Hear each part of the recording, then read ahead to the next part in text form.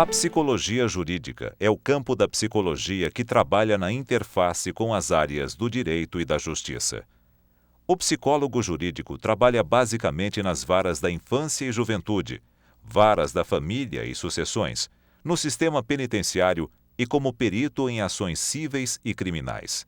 O campo da psicologia jurídica, na verdade, é um campo bastante heterogêneo, né? A partir da intervenção dos seus operadores, né? dos seus profissionais. Né? E também tem sobre si um certo encargo de tentar unificar um pouco essas formas de entendimento, de atuação, para fazer frente a outros profissionais com quem efetivamente nós estamos encontrando na nossa prática, né? Ou seja, o juiz, o advogado, o assistente social, né? Eles também vão construindo a ideia de o que um psicólogo dentro do campo jurídico faz a partir do encontro, né? A cada caso, né? A cada atendimento conosco. Geralmente temos trabalhado com a definição que a psicologia jurídica ela estuda os comportamentos dos atores jurídicos, né? Então, ela não se limita à instituição, a uma organização jurídica, né? A ação psicológica pode estar fora de qualquer instituição, como, por exemplo, o psicólogo clínico, ele pode ser chamado para ser perito ou fazer alguma avaliação, enfim, e essa avaliação constar do processo.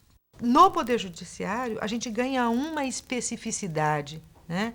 Porque aquilo que nós discutimos, avaliamos com o sujeito, se transforma num documento que, inserido no processo, ganha força de prova, prova de uma verdade que a formalidade do direito busca e que a psicologia discute. E que são questões complicadas, uma vez que, por exemplo, o construto de melhor pai, melhor mãe não existe, ou pelo menos ele é bastante, não é um construto harmônico, único, né? Dependendo da teoria, dependendo do ponto de vista do técnico e teórico, você pode ter um entendimento completamente diferente. A psicologia jurídica, além de lançar os conceitos, lançar mão dos conceitos que nós já temos, da produção científica, da psicologia social, da psicologia clínica, ela deve também produzir conhecimentos bem específicos. O psicólogo, o terapeuta é aquele que, embora com um referencial teórico, é aquele profissional que tem por obrigação entender o outro dentro da subjetividade do outro. A psicologia é exatamente quem ampara, quem dá esta condição. A psicologia no estudo da conduta criminosa, do crime, do cárcere, ela não necessariamente leva uma visão reducionista. Ela tanto pode levar uma visão reducionista, dependendo da maneira como você a trata, como você a utiliza, como ela pode abrir a sua mente e levar uma visão crítica. E a psicologia jurídica, ela trabalha essencialmente com problemas sociais. Então, um psicólogo jurídico, ele não pode ficar alheio a essas questões. No momento da intervenção dele, mesmo que seja muito singular, quer dizer, sobre o indivíduo, ele não pode estar alheio à contextualização desse indivíduo dentro do contexto mais amplo e o que significa essas determinações mais amplas sobre o indivíduo e a possibilidade de intervenção. Nós não podemos fazer previsão de fatos absolutos, não temos diagnósticos que podem ser fechados, são diagnósticos situacionais, de uma situação geralmente de um intenso sofrimento psíquico, uma situação de crise, e que a compreensão, né, desse contexto e do como é que o próprio processo judicial faz parte desse contexto é uma leitura extremamente necessária e que foi também nos levando à construção de uma especialidade. Né? Nós começamos aos poucos a ir acumulando um conhecimento que vinha não só da nossa prática no cotidiano, mas de pesquisas que começaram a ser feitas sobre essa prática para constituir o reconhecimento da especialidade feita pelo Conselho Federal de Psicologia em 2001. Historicamente, a psicologia jurídica tem uma trajetória que remonta às primeiras décadas do século passado. No início do século XX, a psicologia, como ciência, estava fortemente presente na área do direito. As faculdades de direito foram as primeiras a incluir cadeiras específicas de ensino de psicologia. Em 1939, quando a psicologia estava se afirmando e delimitando como ciência e campo de conhecimento, foi realizado em São Paulo o primeiro Congresso Paulista de Psicologia, Neurologia, Psiquiatria, Endocrinologia, Identificação, Medicina Legal e Criminologia. Neste evento, os trabalhos de psicologia jurídica foram incluídos na seção de criminologia. O Serviço de Biotipologia Criminal da Penitenciária do Estado desenvolvia, desde os anos 1940, uma avaliação psicológica bastante complexa, atividade que será posteriormente assumida por profissionais específicos, os psicólogos. O esquema de observação criminológica incluía estudo do comportamento, métodos psicográficos, teste psicológico de Rorschach, questionário íntimo, desenhos e exames experimentais com testes. O Instituto de Biotipologia Criminal marcou uma época muito importante, né? Ele marcou a época daquilo que eu chamaria de criminologia clínica tradicional. O Instituto de Biotipologia Criminal, ele tinha uma prática marcadamente médica e depois médico-psicológica. A ênfase era na psiquiatria e eu diria que a hegemonia era dos psiquiatras. Depois houve um agregado de poder, de valor, que seria da psicologia e posteriormente do serviço social. Isto é o seguinte, quer dizer que qualquer benefício que deveria ser concedido ou que era pedido para os presos, do tipo, por exemplo, livramento condicional, prisão albergue domiciliar, regime semiaberto, deveria ser instruído com parecer do Instituto de Biotipologia Criminal. E mais, na grande maioria dos casos, os presos recebiam a chamada medida de segurança do juiz, por parte do juiz. Esta medida de segurança presumia que se tratava de um preso perigoso, no sentido técnico de periculosidade. Periculosidade no sentido técnico significa uma condição imanente própria do indivíduo, psíquica, interna dele, intrínseca às suas condições orgânicas, às suas condições emocionais, psíquicas, de personalidade. Condição esta imanente dele que o levava, vamos dizer assim, ao crime. Pelo que se inferia que ele seria como que predeterminado ao crime. Daí o famoso, predeterminismo ao crime, que já vem desde a época de Lombroso. Portanto, além dele cumprir a pena privativa de liberdade, ele deveria cumprir uma medida de segurança e tratamento. Daí que qualquer benefício a lhe ser concedido ficava sujeito à verificação de cessação desta periculosidade. E esta era a atribuição do Instituto de Biotipologia Criminal, que, portanto, funcionava dentro daquilo que eu chamaria hoje de conceito tradicional de criminologia clínica. Entre os testes aplicados estava o PMK, criado por Mirey Lopes como técnica para determinação de periculosidade atual e potencial. Mirey Lopes, uma das maiores autoridades em psicologia jurídica, defendia que a psicologia deveria atuar na prevenção e no desenvolvimento de instrumentos de previsão de possíveis delitos, promovendo programas profiláticos de higiene mental, que visassem impedir que o indivíduo entrasse em conflito com a lei. Na década de 1940, a psicologia jurídica não se limitava à psicopatologia e ao estudo dos criminosos. Incluía a psicologia do testemunho, na qual aplicava os conhecimentos obtidos pela psicologia científica sobre a percepção, as ilusões sensoriais, a atenção, a memória, a sugestão, o interesse, a emoção e os complementos das lacunas mnêmicas.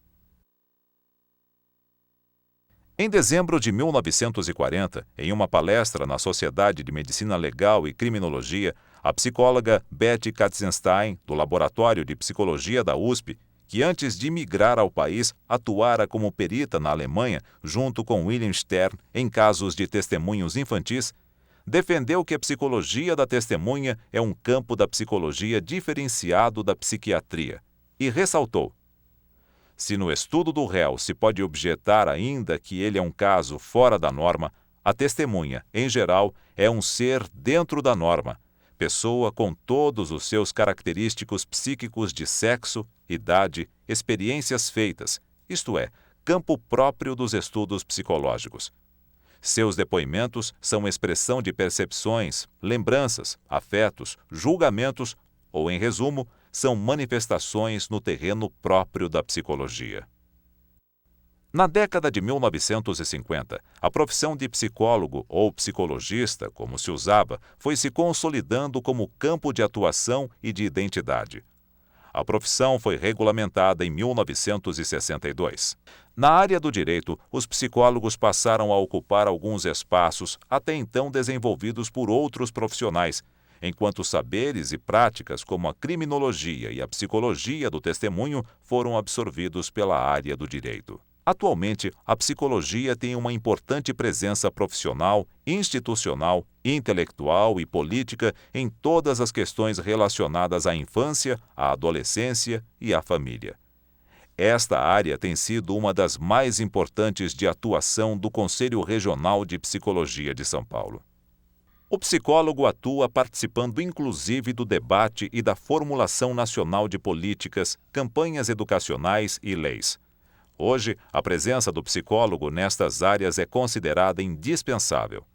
Mas também neste campo, a psicologia tem uma história que remonta às primeiras décadas do século passado.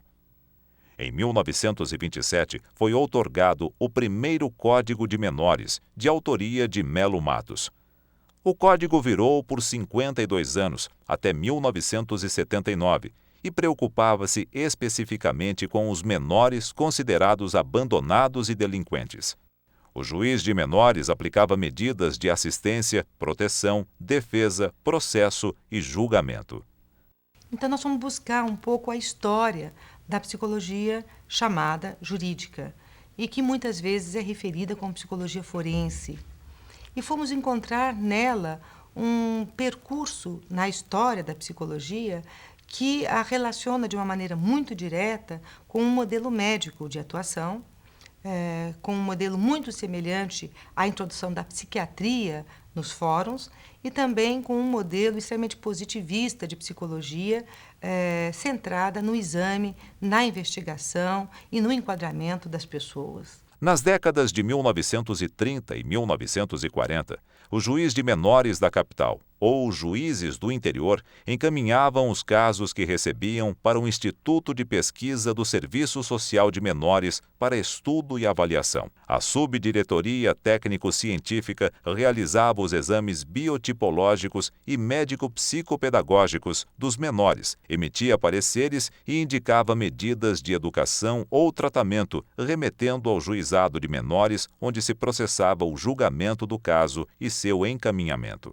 Nesta época, eram emitidos pareceres sobre o estado mental com a avaliação de aspectos como inteligência, comportamento ou personalidade dos menores e orientações para auxiliar o julgamento do juiz. Na década de 1950, esta função passaria a ser exercida por um psicologista. Outro serviço ligado ao juizado de menores era o Serviço de Colocação Familiar, criado em 1949 para dar amparo às famílias carentes que possuíssem menores sob sua guarda. Em 1953, o serviço prevê a criação de uma clínica de orientação juvenil composta de um médico e de um psicologista.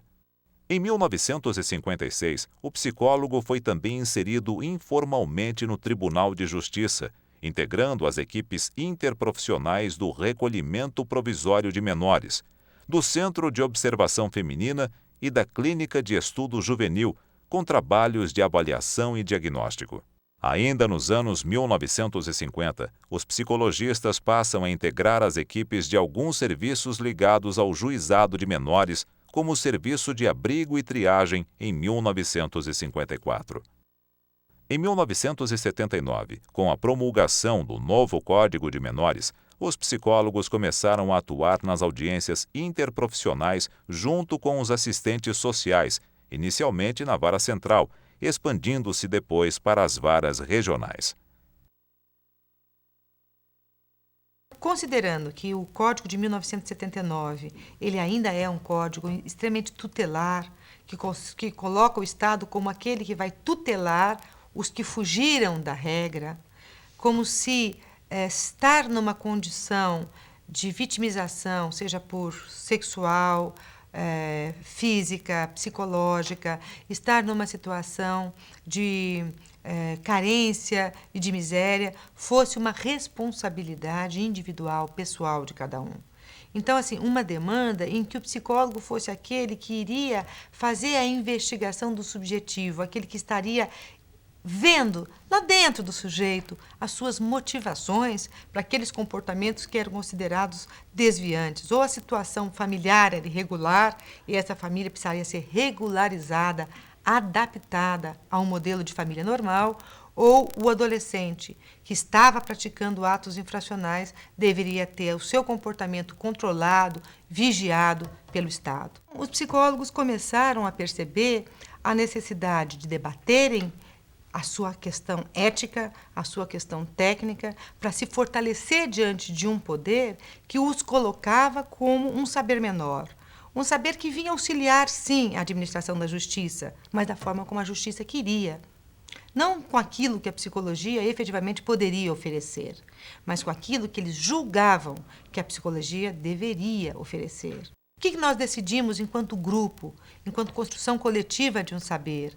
Que nós deveríamos nos inserir nessas semanas de estudos, levando já um questionamento sobre a inserção do psicólogo na estrutura do Tribunal de Justiça e discutindo o quanto esse conhecimento poderia estar trazendo um novo olhar para essas questões e que não fosse uma prática adaptativa, uma prática de sujeição, mas uma prática de transformação dessa realidade institucional. Essas propostas elas acabaram sendo ouvidas por um conjunto de juízes e desembargadores que se preocuparam efetivamente em discutir o conceito de minoridade com os profissionais de serviço social e da psicologia. Então, a gente ganha um papel de interlocutor da prática que acontecia no judiciário. E como interlocutores dessa prática, nós conseguimos propor a efetivação desse lugar através de um concurso público que aconteceu em 1985. Então, nós tivemos a criação de cargos através de um projeto de lei, criação de cargos, de 64 cargos de psicólogos para a capital.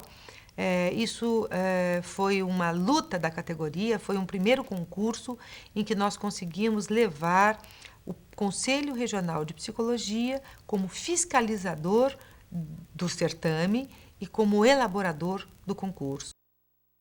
Em 13 de julho de 1990, foi aprovado o Estatuto da Criança e do Adolescente, o ECA, uma lei protetora dos direitos da criança e do adolescente, cabendo ao psicólogo judiciário interferir quando estes direitos estão ameaçados, contribuindo para o resgate da cidadania da população infanto-juvenil.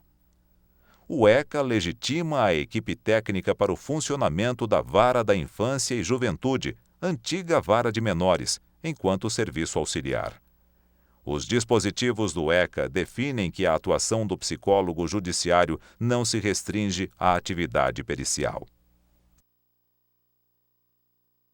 Os psicólogos que estavam nessa época trabalhando no judiciário foram também construtores do ECA, do Estatuto da Criança e do Adolescente. Nós vivemos a passagem dos diversos códigos, né? De 1979, de 1927 para 1979, o Código de Menores, e do Código de Menores para o Estatuto da Criança e do Adolescente. Mas nós colaboramos com essa transformação. E colaboramos de que forma? A partir da crítica que nós tínhamos ao nosso próprio fazer. Quando nós percebíamos essa distorção de se colocar a responsabilidade, né, das mazelas sociais nos sujeitos pessoais, individuais. E a lógica do processo jurídico, que é único, né, com início, meio e fim, ela perpetuava uma visão muito pouco abrangente da realidade. Então, o que os psicólogos e os assistentes sociais do judiciário começaram a fazer? ao discutir essa prática, ao trazer essa prática a ser discutida no conselho, eles começaram também a discutir o quanto, né, a política de atendimento aos direitos da infância precisavam ser modificadas no país de acordo com a própria Constituição brasileira de 1988. E esta participação foi muito efetiva junto com os promotores da infância, que eram, na época, muito críticos e muito organizados. E aí o assistente social e o psicólogo do judiciário, eles começam também a dar uma contribuição histórica, não só para uma prática inserida naquela instituição, mas para os efeitos dessa prática na transformação da situação da criança no país. Tínhamos uma comissão representativa com assistentes sociais e psicólogos de todas as varas, organizando esses encontros para discutir a nossa trajetória profissional, discutir os efeitos da nossa prática e uma preocupação muito grande com alguns dilemas éticos que nós vivíamos no início da nossa carreira e da construção da nossa profissão no judiciário, que eram questões que falavam até de um certo conflito entre aquilo que nós aprendíamos na nossa Constituição, enquanto profissionais psicólogos, o nosso código de ética, e aquilo que nos era demandado pela instituição. Então, como que nós iríamos, por exemplo, fazer um acerto entre sigilo, segredo de justiça, né, e um laudo que vai funcionar como uma prova no processo para uma decisão que pode mudar e determinar, inclusive, identidades. A influência maior foi do método clínico, né, da formação que os psicólogos tiveram, na qual o uso de, basicamente, entrevistas, testagens e observações lúdicas acabam sendo o tripé básico de instrumental para fazer esse tipo de diagnóstico de como é que a família se encontra. E, nesse sentido, é muito fácil se confundir, digamos, um enquadre clínico, uma vez que se usa esse mesmo instrumental, né, e tentar-se uma transposição desse enquadre clínico para o enquadre judiciário, né. E, ao meu ver, penso que existe uma especificidade do trabalho do psicólogo dentro do Tribunal de Justiça, dentro de um enquadre que não é um enquadre clínico, né. É um enquadre que deve levar em conta a questão institucional. Então, por exemplo, as pessoas que nós atendemos em vara de família, elas não foram ao Tribunal de Justiça procurando um psicólogo, né? Eles foram ao Tribunal de Justiça procurando uma sentença que eles consideram a mais justa para a demanda de direito deles. E nós começamos a perceber que a psicologia tinha um conhecimento específico desse sujeito na medida em que compreendia a subjetividade como uma construção social, não apenas como um feixe de vazios, mas um feixe de possibilidades. O que é possível dentro da circunstância dessa família, dentro da circunstância de vida desta criança, buscar enquanto solução, né? Não para só um caso isoladamente, mas para uma situação problemática do ponto de vista social. E daí a necessidade do conhecimento ser interdisciplinar e da prática ser interdisciplinar. Porque a psicologia sozinha não dá conta, o serviço social sozinho não dá conta, nem o direito sozinho não dá conta. E aí nós fomos aprendendo a necessidade também do psicólogo que trabalhava no judiciário, estar no Conselho Regional de Psicologia, criando um centro de orientação, um centro de escuta, não só das demandas que vinham da própria categoria, como das demandas daqueles que eram usuários do psicólogo no judiciário. O Conselho Regional de Psicologia chamou psicólogos do sistema penitenciário, psicólogos também do judiciário, e a fim de participar do congresso, discutir essas questões, né, porque estava tendo muitas demandas aqui no Conselho Regional de Psicologia, e nós continuamos, então, nos organizando, nos articulando de alguma forma. Nas décadas de 1980 e 1990, a iniciativa de garantir espaços de reflexão, assim como de criar práticas e parâmetros compartilhados, levaram os psicólogos jurídicos à organização associativa e política. A primeira entidade fundada foi a Associação dos Assistentes Sociais e Psicólogos do Tribunal de Justiça do Estado de São Paulo, registrada em 1992. Na mesma época, e com um objetivo semelhante, os psicólogos do sistema penitenciário começaram a se reunir na sede do Sindicato dos Psicólogos de São Paulo. Posteriormente, em setembro de 1998, foi criada a Associação Brasileira de Psicologia Jurídica, que estabeleceu parceria com a Associação Ibero-Americana de Psicologia Jurídica para atividades acadêmicas. Este processo coroou uma trajetória de afirmação frente ao desconhecimento da realidade e da atuação do psicólogo jurídico por parte significativa dos próprios psicólogos.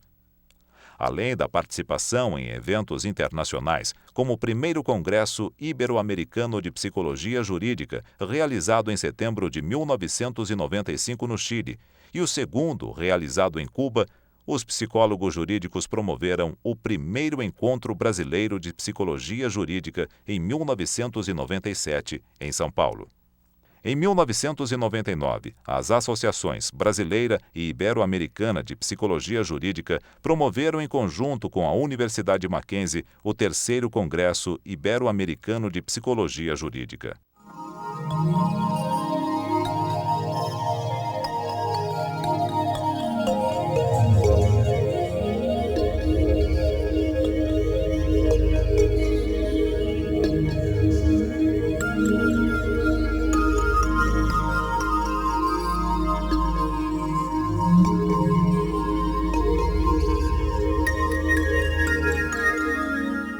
Quando nós voltamos do Chile e toda essa coisa, nós vamos usar muito o termo psicologia jurídica exatamente como um adjetivo mais abrangente, o termo jurídico, né, que poderia se referir às ações tanto na fase processual como de execução de qualquer determinação judicial. E assim nasceu a Associação Brasileira, que acabou realizando o congresso em 1999, né, foi o terceiro Congresso Ibero-Americano de Psicologia Jurídica, e que teve a sua importância porque foi o primeiro congresso realizado no Brasil a respeito desse tema, psicologia jurídica. Então, ali, nós estávamos alcançando um dos nossos anseios, já de anos de articulação, de conversa, que era exatamente, ao mesmo tempo, permitir a reunião de pessoas que trabalhavam na área da psicologia jurídica, a apresentação de conhecimentos científicos a respeito e, ao mesmo tempo, incentivar, né, a própria produção científica, a reflexão da prática, a publicação sobre as práticas que eram realizadas nos diversos setores da psicologia jurídica. Além de trabalhar nas varas da infância, o psicólogo começou primeiro cumulativamente a trabalhar nas varas da família e sucessões, onde ele vai lidar com situações de disputas entre aqueles que se separam, né? Geralmente, os pais que, num processo judicial de separação, acabam indo disputar ou a guarda dos filhos, ou a pensão desses filhos, ou o regime de visita que esses filhos vão ter. E o psicólogo, ele acaba sendo chamado a trabalhar nesses casos a partir de um dispositivo do Código de Processo Civil que prevê a peritagem como alguma coisa necessária todas as vezes que a natureza do processo é técnica ou precisa de um conhecimento diferente do direito, complementar ao direito. Como perito vem do latim perior, que significa saber por experiência, né? O psicólogo, ele é um especialista da sua área, na qual, com a sua intervenção, ele vai suprir uma informação que o juiz não tem. E a partir dessa informação, obviamente do campo psicológico, é que o juiz vai poder, então, dar a sentença mais justa para cada caso. E o que nós temos de lá para cá são estudos, né, e pesquisas que nós vamos desenvolvendo ao longo do caminho, demonstrando que se o psicólogo, no início, era pensado para trabalhar apenas com aquilo que era considerado irregular e com adoções, aos poucos ele se torna um profissional necessário para todos os casos atendidos nas varas da infância e, cumulativamente, com as varas da família e sucessões. Com uma certa maturidade dos psicólogos judiciários, nós vamos poder, a partir dessa entrada via perícia, propor novos tipos de trabalhos que não fiquem apenas numa atuação avaliativa, né, e muito persecutória, obviamente, para as pessoas que estão lá. Então, por exemplo, posso citar que cada vez mais os psicólogos judiciários têm se envolvido, por exemplo, com o acompanhamento das famílias após a sentença, como uma forma de ajuda à implementação de uma sentença, entendendo-se que não é apenas a partir da sentença dada pelo juiz que o conflito termine. Nesse lugar, enquanto alguém que lida com a criança, enquanto prioridade absoluta, o psicólogo ele faz não só o diagnóstico das situações que essa criança está envolvida, seja uma situação de abandono, uma situação de vitimização, a colocação numa família substituta, numa família de apoio, mas também o acompanhamento desses casos. Quando ele começa a apontar que não adianta eu aplicar uma medida de proteção, como, por exemplo, a colocação numa família substituta, sem que essa criança participe dessa decisão. E nós não somos só alguém que a escuta, mas alguém que possibilita a sua fala. Esse é um lugar que o psicólogo está ocupando a vara e que é importantíssimo que ele se dê conta de que ele não vai fazer do estatuto um discurso, mas uma prática. Na vara da infância, ele, além de fazer todo o trabalho de acompanhamento e orientação, ele é o articulador, junto com o Conselho Tutelar, de todas as políticas que deverão ser inscritas no Conselho Municipal de Direitos da Criança. Então, nos pequenos municípios, o psicólogo judiciário, de uma maneira mais clara do que na capital, ele é aquele que articula de alguma forma a rede de atendimento e que provoca a existência de programas específicos para atendimento de problemáticas que o judiciário não consegue resolver, na medida em que ele não é um poder que executa ações, ele é um poder que provoca ações e tem o poder, inclusive, de determinar políticas públicas. Extinto o Instituto de Biotipologia Criminal, foram criadas as equipes de perícias criminológicas. Nessas equipes de perícias criminológicas, então, nós já tivemos a presença bem marcante do psiquiatra, do psicólogo, do assistente social. E aí, então, a equipe médica, a equipe técnica buscava uma síntese a partir destes exames.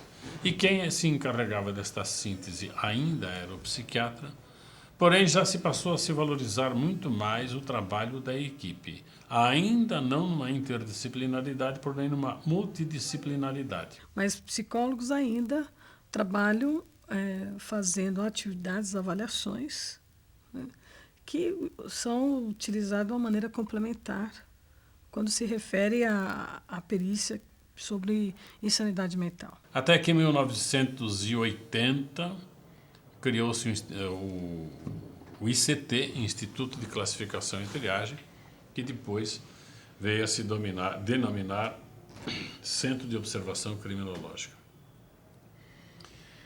E neste Centro de Observação Criminológica, a partir de 1984, começaram a ser feitos os exames criminológicos. E aí a gente sentiu, de fato, uma perda da hegemonia por parte do corpo médico. E eu diria que nesse trabalho de equipe dos exames criminológicos, por parte das equipes de perícias, médico, psicólogo, assistente social e jurista passaram a ter praticamente a mesma importância ao compor o estudo técnico, o exame criminológico. A atuação psicológica está num momento de transição exatamente pela alteração da lei de execução penal, né? A alteração da lei de execução penal que retirou, né, a obrigatoriedade de se ter o parecer da comissão técnica de classificação para esses processos, para essas solicitações de benefício. No conceito tradicional, se procurava responder esta questão básica de por que as pessoas cometem crimes a partir de um referencial psíquico, de personalidade, um referencial orgânico. No conceito moderno, esta pergunta persiste, mas a resposta é outra, buscando-se agora não mais no corpo, no psíquico, na alma, na personalidade, mas buscando-se em todo o contexto social algumas explicações, uma forma de compreensão da conduta criminosa. Isto é, por que as pessoas cometem crimes. Com o advento das teorias críticas, este pensamento sofre uma grande guinada. Não simplesmente pela busca de novas respostas, mas a grande guinada se dá pela busca de novas perguntas. Por que manter alguém em cárcere privado durante 48 horas ou mais, exigindo o pagamento de um resgate, é crime hediondo, podendo apenas ser 15 anos ou mais? E por que um fazendeiro manter um ser humano em regime de trabalho escravo durante 3 anos ou mais numa fazenda não é hediondo? E a pena é de 3 anos, podendo ser cumprida em casa. Se formos pensar no que é grave, ambos eu sei que são graves. Agora, o de sequestro aparentemente é mais chocante. Só que o outro, nós temos um ser humano reduzido à escravidão durante 3 anos ou mais. E o crime não é hediondo. Aí a crítica, que tal se nós, antes de ficarmos nos preocupando em saber por que as pessoas cometem crimes, nós nos preocupássemos em saber qual é o critério do direito penal para definir o que é crime e o que não é crime? Eu acho que tem que pensar nas significações que ocorrem nos processos. Não estou falando do processo judicial, mas estou falando nos processos de decisão judicial e até mesmo da execução. Tem que se pensar e estudar o reflexo dessa ação jurídica sobre a subjetividade do indivíduo. Na Constituição, o quanto isso determina e constitui subjetividades. Então a questão não é mais só de ter uma compreensão complexa do crime. Não. É uma compreensão complexa do porquê que estas pessoas se deixaram criminalizar. Não seria mais a compreensão da conduta criminosa, mas seria a compreensão do processo de criminalização. Na conduta criminosa, o autor é quem praticou o crime. No processo de criminalização, o autor é o sistema punitivo. E o que é que está acontecendo? Então, a grande questão da criminologia clínica seria entender este estado de vulnerabilidade prévia à intervenção penal. Este estado de vulnerabilidade que se seguiu como uma consequência à intervenção penal. Então, nós diríamos que ao conceito tradicional corresponde o termo tratamento, no que diz respeito à assim dita reinserção do preso, tratamento. Ao conceito moderno, isto poderia corresponder ressocialização, reabilitação. E ao conceito crítico, o termo reintegração social. Enquanto o tratamento supõe uma abordagem de saúde, abordagem de personalidade, ressocialização supõe uma espécie de readequação ética, de conduta de acordo com os padrões sociais. O termo reintegração, que é proposto por Alessandro Barata, que é um crítico, supõe uma relação de igual para igual entre pessoas. Não só o interno, o encarcerado, vai se transformar, como também a comunidade que está interagindo com ele também vai se transformar. Então, a reintegração social, diríamos assim, ela supõe uma derrubada, ainda que simbólica, dos muros do cárcere. E um reencontro entre estes dois segmentos, até então em conflito. À medida que o psicólogo trabalha visando a reintegração social e encontra ações alternativas, com outra forma mudando de enfoque, né? Não preocupado em estudar o comportamento criminoso, mas preocupado em essa pessoa que está aqui vai ter que voltar para a sociedade, né? E, obviamente, essa ação que se dá dentro do sistema implica também que a sociedade esteja mais aberta para esse retorno, né? Então, essa ação, é claro que não é só o psicólogo jurídico que vai realizar isso, ele é apenas um dos atores, e ele tem essa possibilidade atualmente de realizar isso. Então não se trata absolutamente de superar os traços criminógenos de uma personalidade, mas de redirecionar esta personalidade das suas próprias características para uma conduta, não é, que seria mais aproveitável para eles mesmos e a partir de um reconhecimento da própria sociedade.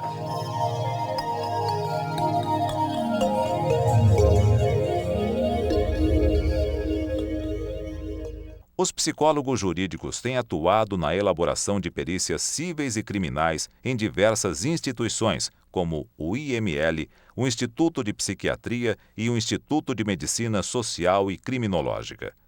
São profissionais que atuam como peritos, emitindo pareceres técnicos e, muitas vezes, complementando o parecer psiquiátrico em casos de avaliação de insanidade mental. A perícia civil atua nos seguintes casos: casos de interdição, capacidade de testemunho nos processos civis, perturbação mental, seguro de vida, capacidade de testar e doar, questões matrimoniais, acidentes de trabalho, infortúnio e curatela dos pródigos. Os psicólogos jurídicos podem atuar também em delegacias, em programas de proteção à testemunha e junto a ONGs que atendem egressos das prisões. Também merecem ser citadas áreas ainda pouco exploradas no Brasil, mas com potencial, como a avaliação mediante informação de terceiros, conhecida como autópsia psicológica e a psicologia do testemunho. Pensando então no suicídio como um ato de se matar intencionalmente e pensando na autópsia psicológica como um modo de avaliar após a morte o que estava na mente do indivíduo antes da morte, podemos então conceitualizar a autópsia psicológica como um tipo de estratégia de avaliação retrospectiva, que tem como finalidade reconstituir a biografia da pessoa falecida. Como fazer isto? Através de entrevistas com terceiros e através do análise de documentos. Uma área em grande expansão e que merece destaque na psicologia jurídica é a mediação, que já tem papel importante na resolução de questões ligadas à família e que tem aumentado sua atuação na área civil. Uma dos desafios, acredito, da psicologia jurídica é exatamente contribuir para algumas problemáticas sociais para contribuir para a maior visibilidade, para ressignificações de sentido que se tem no âmbito social de problemática como a questão racial no Brasil, né? É algo assim específico, eu considero específico, não, os Estados Unidos têm essa questão ali de uma maneira diferente. No Brasil ainda, dentro do âmbito jurídico, da psicologia jurídica, parece que esse tema não tem a visibilidade que precisa ter, porque nós temos uma história no país racistas, né? As crianças que são abandonadas, despidas de direitos, elas têm cor, né? Essas primeiras crianças, né? As crianças que não são adotadas, elas também têm cor, né? Pertencem a um grupo étnico, né? Então, percebo que se relega essa discussão da psicologia jurídica. Acredito também por conta dessa falta de visão mais ampliada que o psicólogo jurídico precisa ter, né? Ou seja, das determinações sociais que nós temos, do funcionamento da nossa história, né, enquanto sociedade, formação da sociedade. Os futuros psicólogos possam enxergar esse tipo de atuação numa instituição ligada à justiça como um campo pertinente de trabalho, né, e não ter que refazer todo o caminho que foi feito a nível da busca de métodos, da busca de interlocução, né. Penso que existe já um caminho trilhado, não só no Brasil como fora, da qual a gente poderia estar se aproveitando para seguirmos daí para frente. Enquanto ele acaba por trabalhar a subjetividade humana a partir de um contexto social e se ver nesse contexto como um transformador histórico, como um agente histórico. Eu acho que essa é uma das grandes contribuições que o psicólogo do judiciário trouxe para a psicologia e trouxe para as políticas públicas no país, relacionadas principalmente à infância e à família.